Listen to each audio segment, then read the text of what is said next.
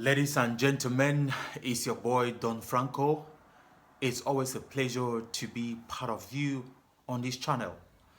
Welcome to watching Don's Wellness TV as we are bracing up to be providing you content of public interest on different aspects of life. And today, the 21st of November 2021, I just decided to come up abruptly to say one or two words with regards to the World Cup that is ongoing in Qatar.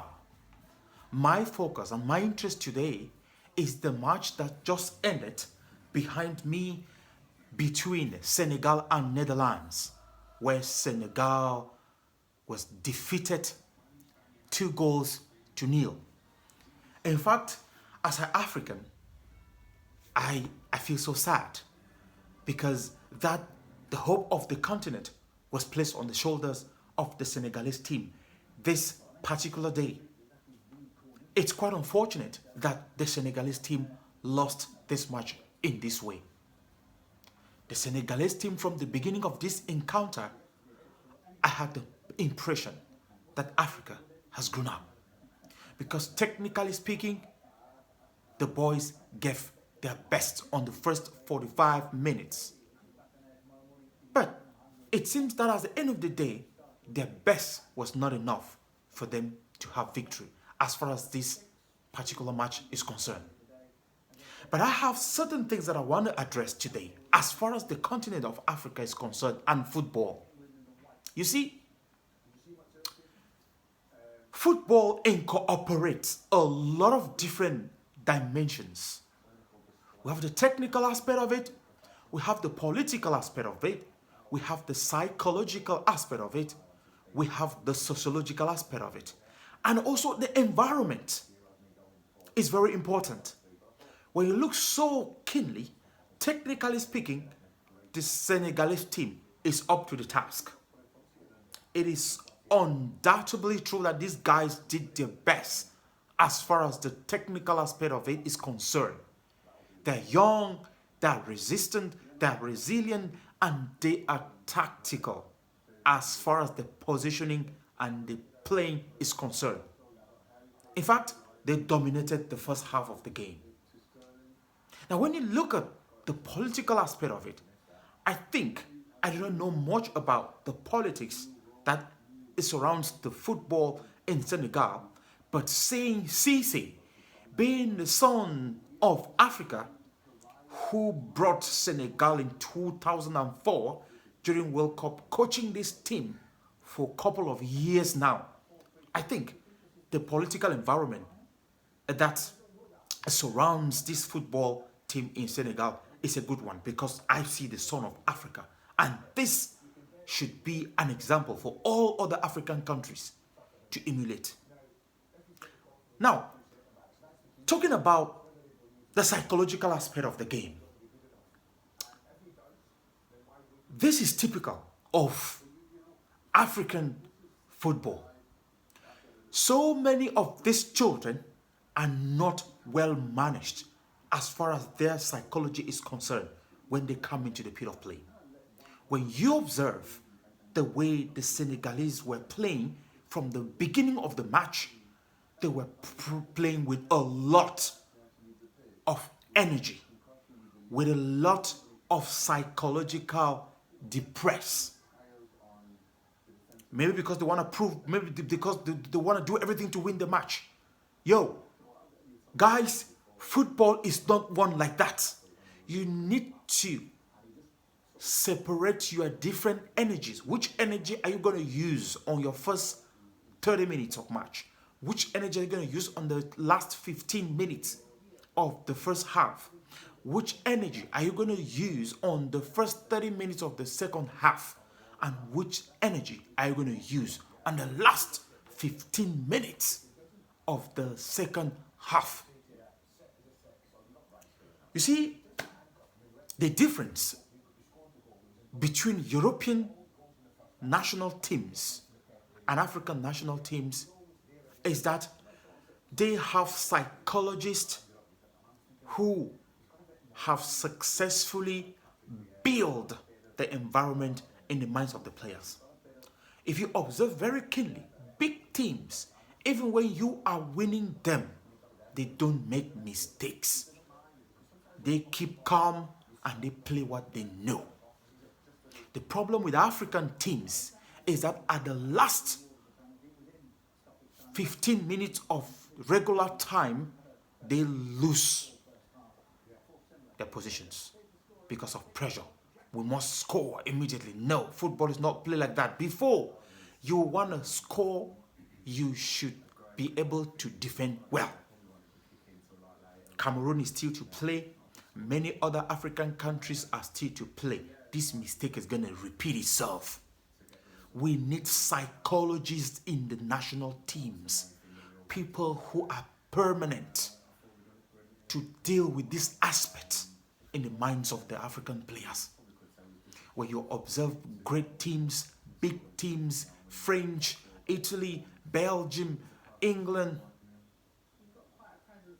Brazil, and many others, they have this mastery of the psychological dimension of each match that they play. It's unfortunate that Senegalese team didn't manage this aspect. I watched this match from Bein Sport. Yeah, I'm not making any publicity for Bein Sport, but they have very good quality images that you would like to try. As a matter of fact, ladies and gentlemen, when you look at the environment, of course, this is World Cup and this is one of the top tournaments in the world. And some of these guys, this is their first time of participating in this competition. So the environment is scaring them away. The environment is scaring the hell out of them. That's why they play with a lot of pressure. But do not forget that more than 1,400,000,000 African population is watching you. Big up to the Senegalese team. You can do it. From what you have demonstrated in the field, you can do it. There is something that intrigues me that I want to talk about. I don't know how other people are going to think or examine or what I say comment as far as what I'm about to say is concerned. That Africa always defeats Africa in most of these competitions. When you look very keenly, the top teams that you have in Europe will always have children of black descent. This goal, the first goal, was scored by, of course, a black boy, and he scored against, the effects of colonialism. I raise my case. Ladies and gentlemen, we need to prepare for this tournament. Yeah, so many people are going to talk about patriotism. Oh yeah, we go take that cup. Yeah, World Cup is a great event. It is not a child's play. Before you would expect to reach on the quarterfinals in the World Cup, you need to be ready because you are playing the best teams of all the regions around the world. What happened? You call the foot in Cameroon, Brasseries. What happened to Coton? What happened to Top Cup? What happened to FENASCO games? Now in Cameroon, the list of the national team was characterized with a lot of criticism, with a lot of controversies, where people went into voting of polls like some particular players were supposed to play. Let me tell you something. In a nation that is ready to face such competitions, all the players are of the same level. Did you have the impression that there was a guy in a Senegalese team that was supposed to be replaced because he didn't play well? Of course, I think they have prepared this team for a very long time. When you look at the team that Joachim Noah, the German coach, won the last World Cup, I think that was 2014, with that team was being prepared for a long time. You not just wake up, just pick people randomly from different environments. Some who are playing in countries that are not even popular in football. Just come and mix them and you expect to win the World Cup. I'm waiting for that moment, for that surprising moment, where more than 70% of the players to go for World Cup will be picked locally. This means that a lot of work needs to be done, right down from the grassroots.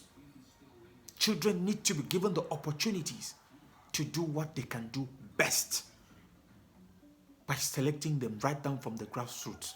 The top cops, you need to reboost the world of football, because football, as far as this moment is concerned, is one of the greatest events in the world that mobilizes more than 7 billion of people on TV at the same moment to watch games. Ladies and gentlemen, thank you for watching Don's Wellness TV. Africa, we are behind you. All the teams that are representing the continent, we are behind you. If you are behind all the teams that are representing Africa in this tournament, why not say, I am behind all the teams that are representing the continent of Africa, just on the comment section? Why not like? Why not follow? Why not share for other people to see, watch my idea? And why not tell me what you think about what I've just said? Ladies and gentlemen, thank you for watching. Please don't forget, it's your boy, Don Franco. Bye-bye.